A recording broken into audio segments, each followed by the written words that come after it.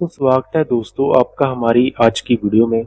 तो पिछली वीडियो में हमने जाना था कि ऑपरेटिंग सिस्टम क्या होता है और आज की वीडियो में हम जानेंगे कि ऑपरेटिंग सिस्टम कितनी टाइप्स का होता है।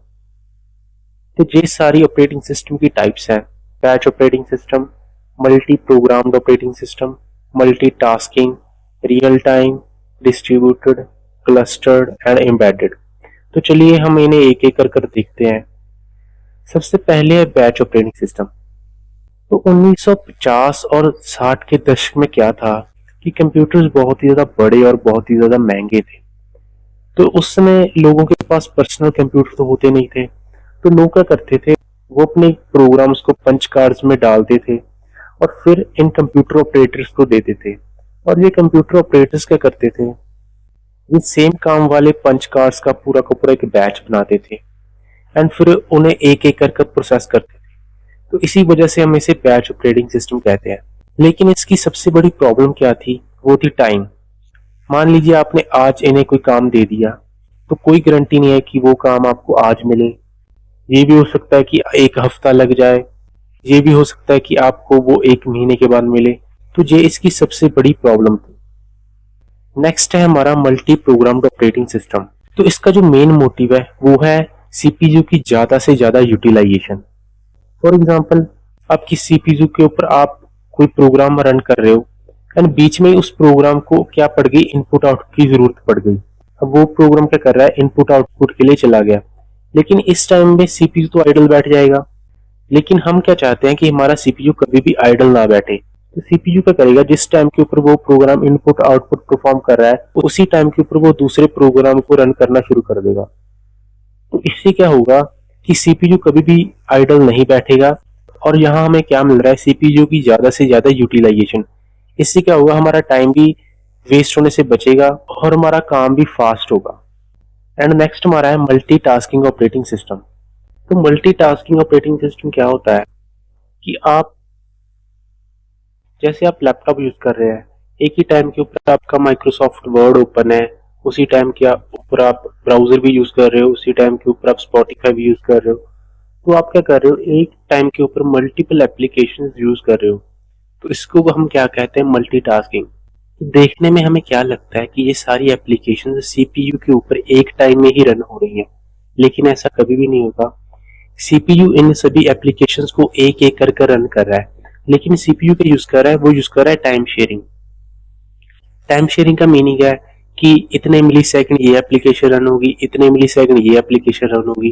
तो एक्चुअली में ऑपरेटिंग सिस्टम क्या कर रहा है, वो स्विच कर रहा है एक एप्लीकेशन से दूसरी एप्लीकेशन में। लेकिन वो इतनी फास्ट स्विच कर रहा है कि हमें देखने में क्या लगता है, ये सारी एप्लीकेशंस एक ही टाइम के ऊपर सीपीयू के ऊपर रन हो रही है। तो इसी को हम क्या कहते हैं, मल्टीटास्किंग ऑपरेटिंग सिस्टम। इससे क्या होता है कि हम मल्टीपल टास्क कर सकते हैं एक ही टाइम के ऊपर, जिससे क्या होगा कि हमारा टाइम भी वेस्ट होने से बचता है। एंड नेक्स्ट हमारा है रियल टाइम ऑपरेटिंग सिस्टम।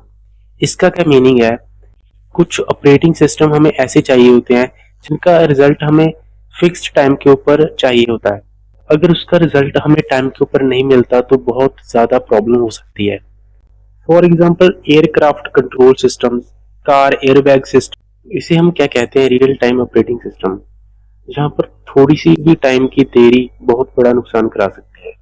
तो यहाँ पर क्या यूज आते हैं, रियल टाइम ऑपरेटिंग सिस्टम, ये बहुत ही ज्यादा फास्ट होता है। तो नेक्स्ट हमारा है डिस्ट्रीब्यूटेड ऑपरेटिंग सिस्टम। अब सोचिए कि आप एक कंप्यूटर के ऊपर काम कर रहे हैं और आप 10 कंप्यूटर्स को एक साथ एक नेटवर्क के ऊपर जोड़ दें, तो ये क्या होगा कि पूरा का पूरा एक बड़ा सिस्टम बन जाएगा। तो देखने में क्या लगेगा कि आप एक कंप्यूटर के ऊपर ही काम कर रहे हो, लेकिन यहाँ पर क्या हो रहा है कि 10 कंप्यूटर एक साथ मिलकर काम कर रहे हैं। तो इसे हम क्या कहते हैं, डिस्ट्रीब्यूटेड ऑपरेटिंग सिस्टम।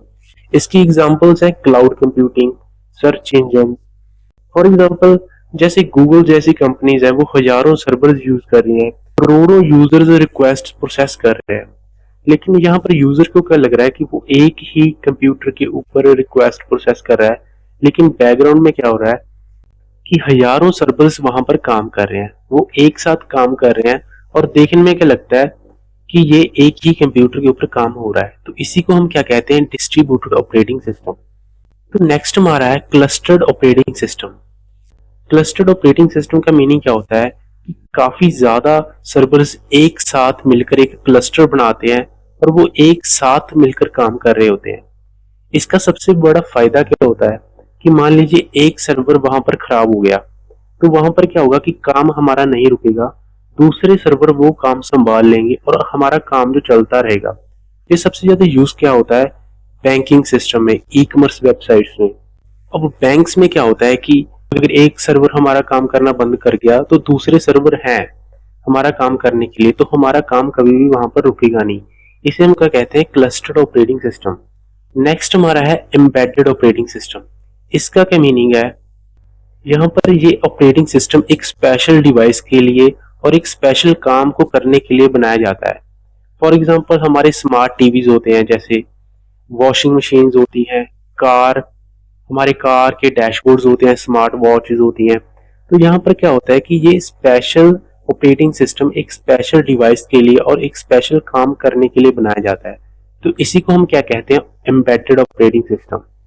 तो इसी के साथ हमारी आज की वीडियो समाप्त होती है। अगर वीडियो पसंद आई हो तो वीडियो को लाइक करें, चैनल को सब्सक्राइब करें और बेल आइकन दबाना बिल्कुल ना भूलें। मिलते हैं अगली वीडियो में। Thank you.